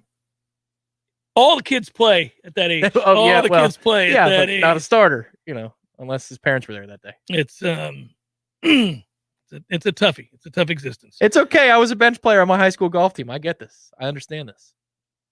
I would go on to say, Caleb said, so that's where we are. Holy hell. Yeah, man. It is where we are. There's no sense in trying to dodge that. It's accept again. I'm going to repeat this and probably ad nauseum, and I'm going to do so because I have to beat you over the head so that you'll have realistic expectations when we start the season. For the love of God! I want you to have real expectations, legitimate expectations, not this pie in the sky. Oh God, please let us win 10 games, but real, well-adjusted. I just turned off our. Did I? You did, yeah. It's just me now. It's solo cam, but how you're do talking. I have power to turn off everything? That shouldn't be. I don't know. It was an accidental click. It's me on the camera right now. Hello, everybody. Don't worry. The radio show will continue. It is continuing. If you aren't already aware, the Warchant Media Network has you covered on your drive home. Grab our podcast every day before you hit the road and on your drive to work. Subscribe to Wake Up Warchant, presented by DeLuna Coffee, and hear the latest from our Warchant teammates, Corey Clark and Aslan Hashabandi. That's Wake Up Warchant, wherever you get your podcast. More of the Jeff Cameron Show on 93.3 Real Talk Radio in a moment. Your local news now. President Joe Biden just declared Monday evening that an emergency exists in Florida and ordered federal help due to Tropical Storm Fred. This allows FEMA to coordinate all disaster relief efforts. Specifically, FEMA is authorized to identify, mobilize, and provide at its discretion equipment and resources necessary to alleviate the impacts of the emergency. Emergency protective measures limited to direct federal assistance and reimbursement from mass care, including evacuation and shelter support, will be provided at 75% federal funding. 2 people have been displaced following a house fire on China Grove Trail Monday evening in Tallahassee. A call came in around 6:35 and the fire was under control by 7:11 p.m. Officials say 8 crews responded to the scene. The house to the right of the fire had some siding damage but was not burned. The 2 occupants of the house were not inside at the time. They were walking in the neighborhood. While the investigation is still underway, TFD is not ruling out the storm as the cause of the fire. This is Rachel Lene with your Real Talk 93.3 local news update, brought to you by Mac & More Systems, Tallahassee's go-to Mac store. Check them out online at macandmoresystems.com. This is meteorologist Paul Trombley with your Real Talk 93.3 weather update. Cloudy skies with a few peaks of sun this afternoon with a chance for scattered thunderstorms. High temperatures reach up to 88. Southwest winds 8 to 15 miles per hour. Lows dip down to about 76. Tonight, chance for scattered thunderstorms. Scattered thunderstorms again tomorrow. High temperatures reach up to 91, partly cloudy skies. This report is brought to you by The Lawn Johns. For all your landscaping and lawn care needs, visit thelawnjohns.com. Right now, 91. Is your business interested in exploring safe, secure, remote access capabilities for your employees? Not sure whether to go with a Mac or with a Windows system? Call the folks at Mac & More Systems, and they can give you the guidance to make the best decision for your needs. Visit macandmoresystems.com today Choose Hearth and Patio for custom fireplaces, maintenance, outdoor grills, kitchens, fire pits, lighting, and so much more. Check out all of Hearth and Patio's options online at hearthpatiotallahassee.com. Hearth and Patio, they keep the home fires burning. We all want more energy, more strength, more results. Well, welcome to Orange Theory Fitness as you take a step towards feeling more alive today. Backed by science, Orange Theory's heart rate monitored workout is scientifically designed to keep heart rates in a target zone, spiking metabolism and increasing energy. Orange Theory Fitness is a one-of-a-kind group personal training workout resulting in more energy, visible toning, and extra calorie burn for up to 36 hours. Experience a more vibrant life today with Orange Theory Fitness. To find out more, go to orangetheoryfitness.com. Greg Tish. Hey guys, this is Greg Tish, and you can listen to my show, The Greg Tish Show, every Monday through Friday from 6 a.m. to 9 a.m. But I am very excited, Matty Rowe, about this Thursday at 7 a.m. Who do we have? Bert Kreischer. The Machine. The Machine is here, and he's going to talk about the Birdie Boy relapse. And I'm so excited to talk to the Machine about his time in Tallahassee and his time at Florida State. Thursday morning, 7 a.m. This is going to be one heck of an interview. The Greg Tish Show, Monday through Friday, 6 to 9 a.m., only on Real Talk 93.3. The Jeff Cameron Show, brought to you by Orange Theory Fitness. 2 Tallahassee locations, Midtown on Thomasville Road and Northside in the Village Common Shopping Center. Online at orangetheoryfitness.com.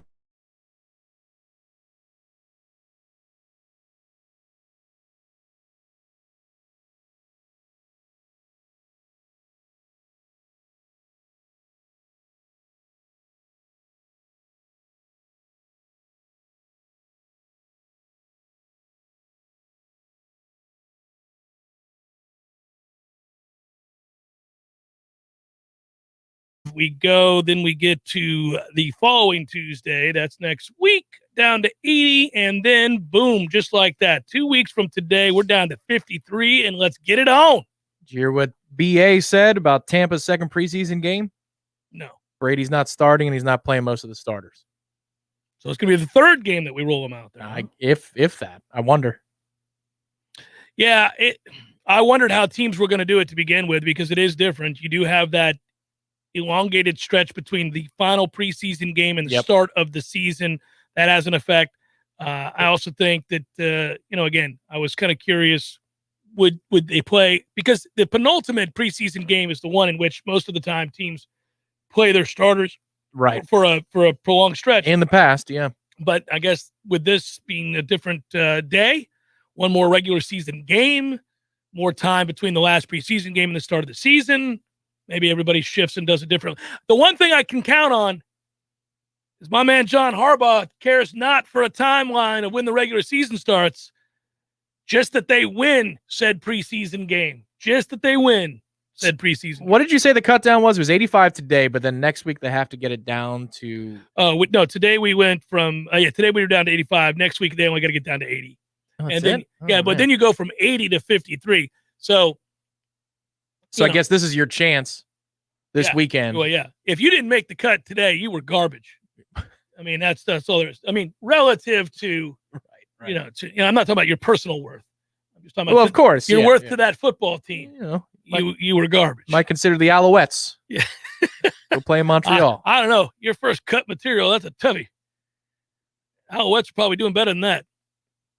But, you do that. You go through the names of those that were told to have a good day, and you try to find, a lot of times it's like, okay, well, our punter competition came to an end, and James Smith didn't win. That's a real person. He didn't. The Titans cut him today. Oh, is that so? Yeah.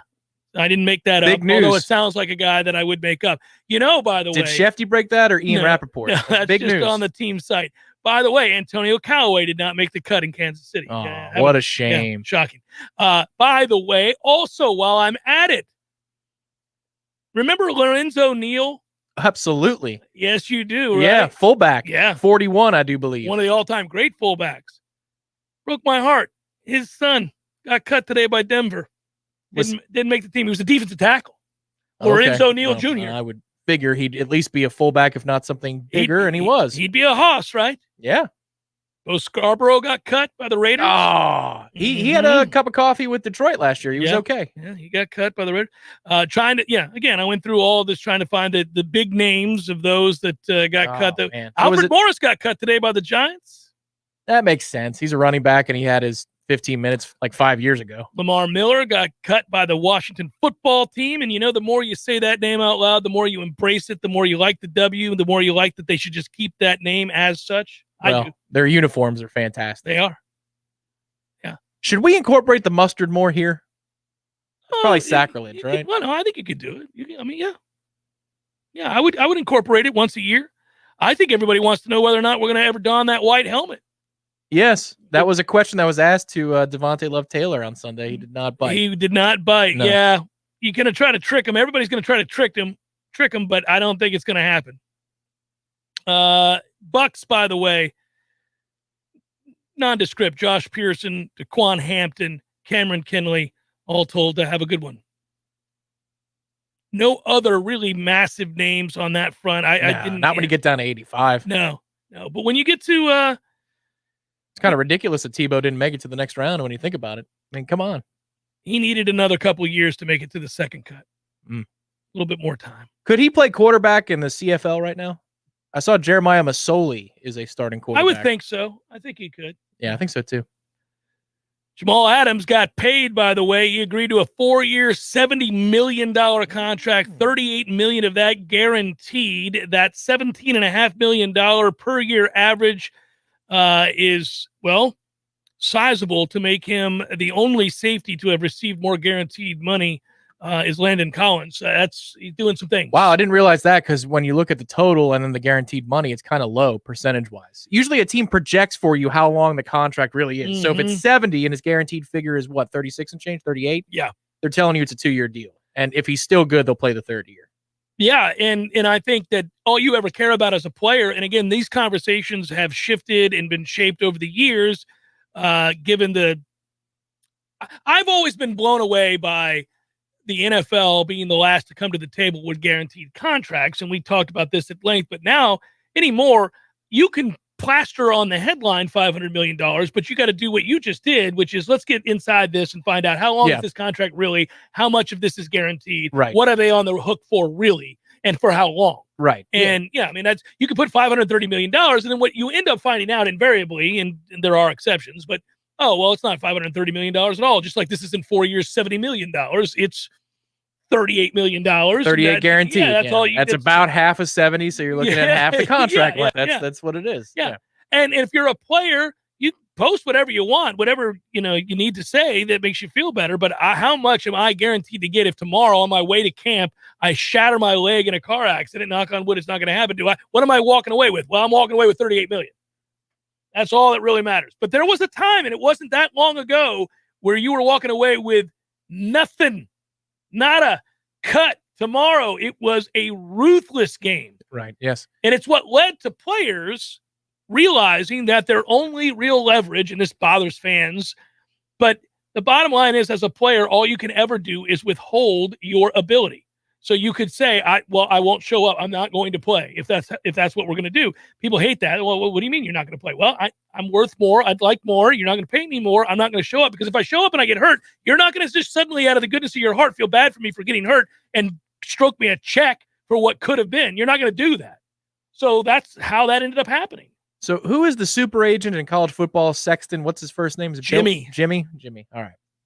So it came out over time, probably last, what do you think, 10 years or so, that everybody realized that Jimmy Sexton is the guy who runs the show. He's the puppet master when it comes to the coaching carousel. Yeah, because listen, if you think about Jimmy Sexton, yes, he is a sports agent, a super agent.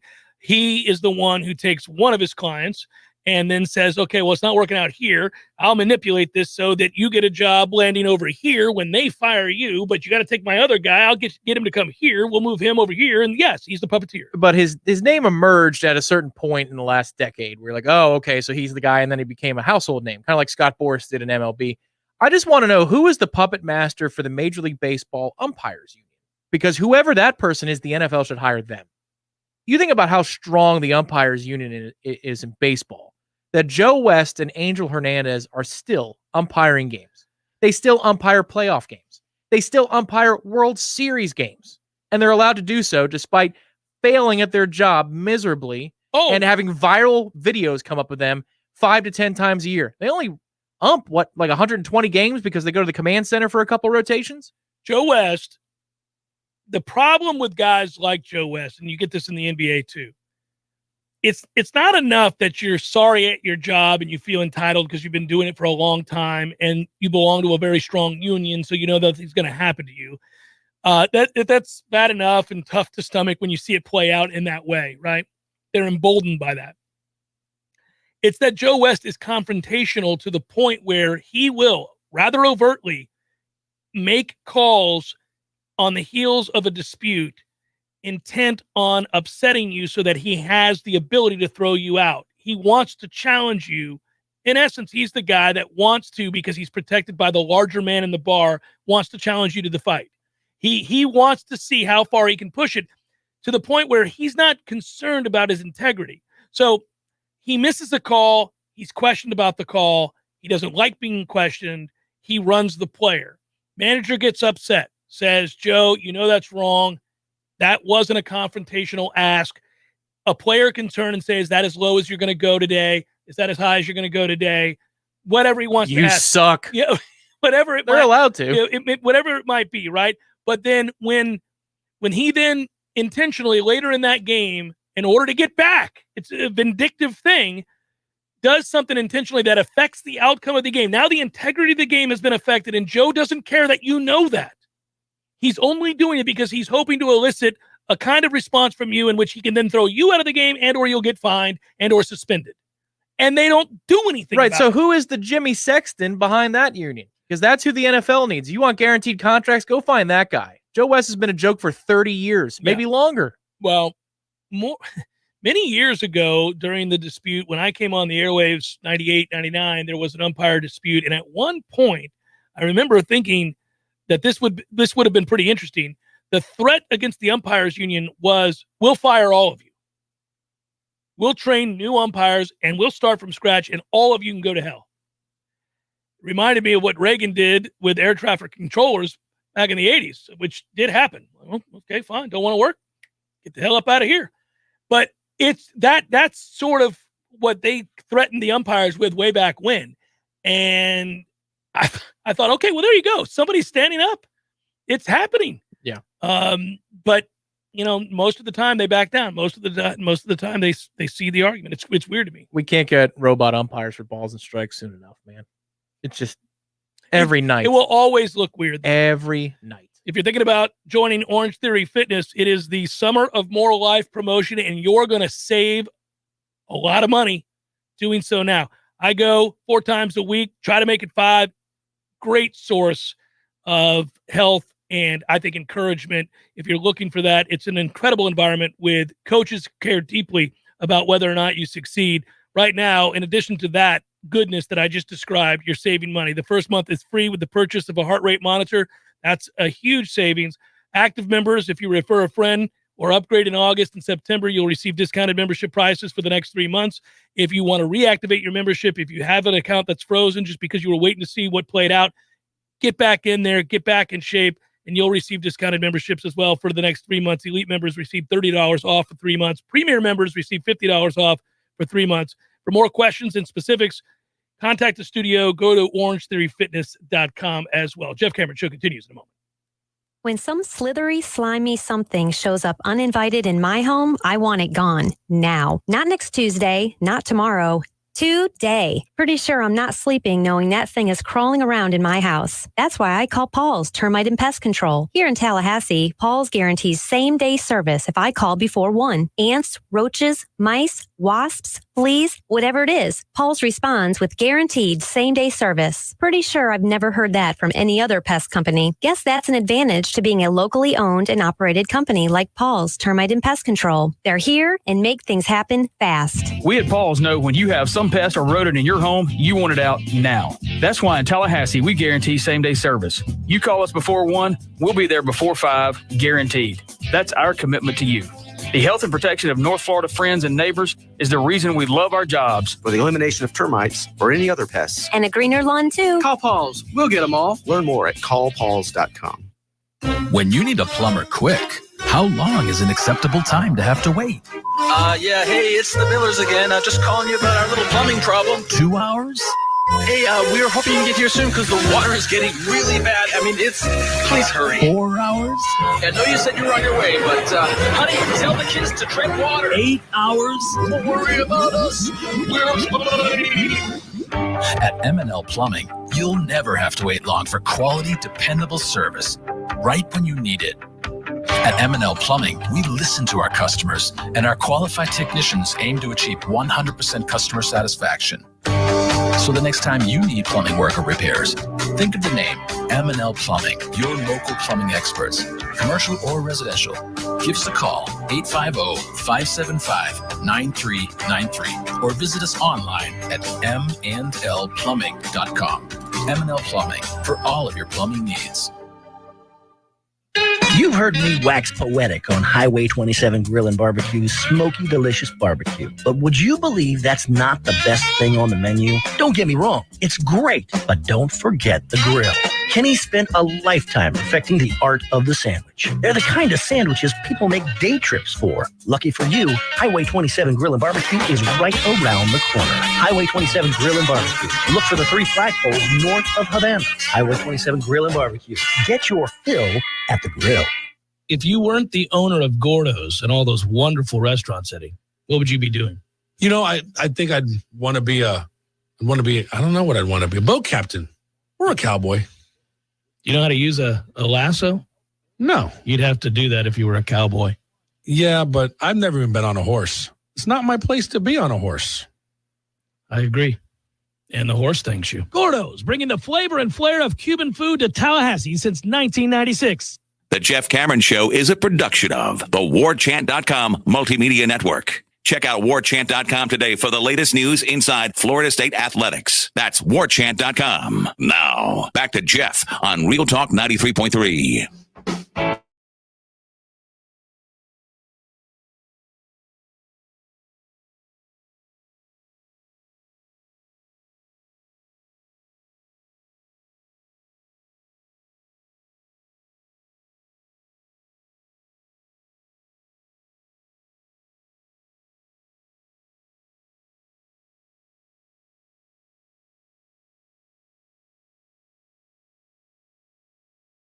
That was the Dodgers, right? Yeah, I was lucky. I was asleep for all of it. I didn't see any of it. Over under writes Garrett sacks for Jermaine Johnson. He's got it at 7. I think you posted a good number, Garrett. Caleb says over. Ben says over. Let me guess. Every Nole everywhere is going to say over. Well, those 3 against UMass are going to help. 3 against UMass, 3 against Jack State. We just got to come up with 2 more. It can be done. Hey, I'm not knocking him, though, man. Work ethic, sound, intelligent, hardworking, physically gifted, cares, leader. Check. Let's go. Like that kid a lot. I'll go over with you because there are a couple clunkers in which he'll dominate, but I also think he'll get meaningful sacks in bigger games. Gonna need the rest of that line, Keir Thomas and all those guys, to show up and play well, because once the book's out that maybe you only got one guy, they slide protection that way, and you're neutralized. So yeah, that's Keir is in a weird way more important if you're going to assume that Jermaine is something of real note and somebody who can get to the quarterback and affect the quarterback. Then you're right. You have to have that second threat. Be it Travis J, they bring him up in a blitz look, and you have to prepare for that, or just Keir Thomas is that good. Hopefully he is. His big thing has always been just whether or not he's really explosive, and that all depends on whether or not he's healthy. So give me health more than any one thing, and I feel like he'll be a productive player for you. We've seen flashes of the burst from Keir Thomas. It's just a question of the consistency, and can he do that more than just a couple of times a game? Probables brought to you by North Florida Payroll Services. North Florida Payroll Services, locally owned for nearly 15 years, offering payroll and HR services, including full-line online applicant onboarding and integration into payroll. Save your company money and headaches today. Head to northfloridapayroll.com. It's time for, how you say, with the pitching, probables? 3-2 Boston leads the Yankees, top of the 5th. Tanner Houck and Jordan Montgomery started those games respectively. Blue Jays Nationals tonight. Alex Manoah, Eric Feedy. We got the Red Sox Yankees game 2 tonight. Nathan Eovaldi, Luis Gil. Cubs have lost 12 in a row. Is that right? Tragic. That is a toughie. I think we're like at 12 of 14 over in well, I love David Ross, and he's a friend, but I hate the Cubs. Kyle Hendricks, Vladimir Gutierrez. Are they sticking with old Rossi for the job? I mean, if they're going fire sale mode, does that mean that they're going to do a change of manager? Yeah, quick turnaround. I mean, they've only been there the second year, right? I know, but these big markets can get a little crazy with the expectations. I can't decide whether or not that's a commitment to him long term, because if you think about why you hire David Ross, it's not because you feel like this is a wily group of veterans that needs firing up or whatever. This is a guy who helped really guide as a locker room guy and as a catcher, as a leader, young players throughout his career that, fell in love with pitching to him and the way he calmed them down. That's one way to look at it. And again, he was an old player and a guy that really got along with veterans, so you can look at it the other way. Yeah, I think it's one or the other, but you could say that they brought him in to help push them back over the top again and not to, take over a bunch of kids. I'll tell you what I know. Baseball managers are highly overrated. Angels, Tigers, Dylan Bundy, Casey Mize. That's true with managers. Yeah. Even with analytics rolling out there now, too. Usually the general manager tells you more than he ever has. Yes. Orioles, Rays, John Means, Drew Rasmussen, Braves, Marlins, Oscar Noah, Cedi Alcantara. Brewers, Cardinals, Corbin Burns, Adam Wainwright, Mariners, Rangers, Tyler Anderson, and Taylor Hearn. Stros, Royals, Fomber Valdez. Daniel Lynch, Indians, Twins, Eli Morgan. Eli Morgan, good to meet you, sir. Can't wait to do my banking with you. Bailey Ober. For the Twins. That's A's, White Sox, Chris Bassett, Ronaldo Lopez, Padres, Rockies, TBD, Herman Marquez, Phillies, D-backs, Kyle Gibson, TBD, Mets, Giants, Marcus Stroman, Logan Webb, Pirates, Dodgers, mismatch, take the Dodgers. Will Crow sucks. David Price going for the Dodgers, and that is a look at those that shall reside on the bump. You want me to loop it back? No, I don't want you to. I was just I knew that bass line was there somewhere. You know what I get? This is what I get tonight. This is good news, folks.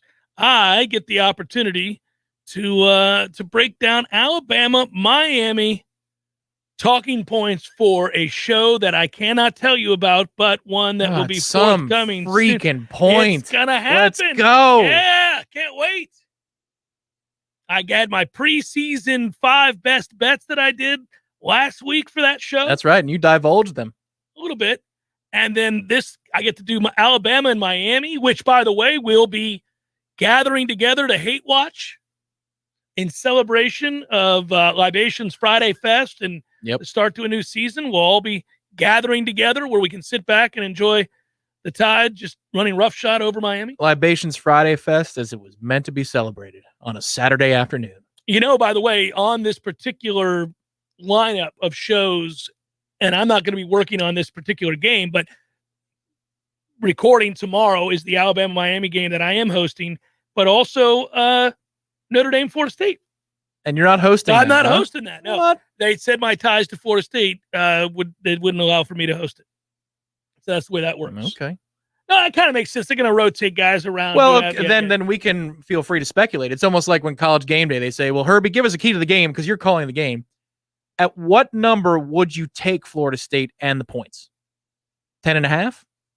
Yeah, a key number would be 10.5. It's 9.5 now. It's below 10. I'd need 10 or more, certainly. Yeah, 10.5. I think I would take Florida State. Or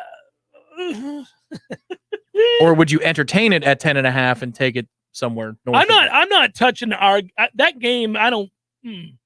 Right now, I've had a good time with totals, and I've had a lot of fun with all that other stuff. I feel more confident wagering on the Alabama-Miami game than I do on the Notre Dame Florida State game. Let's just put it that way. I feel greater comfort. Well, I can guess why. I have greater comfort. Ain't because of the Canes. Good job, Matthew. Good job, Tom. Thanks to all of you who listened and or watched and or commented. You guys be well. Have a great evening. Back with you tomorrow. Strong. Peace.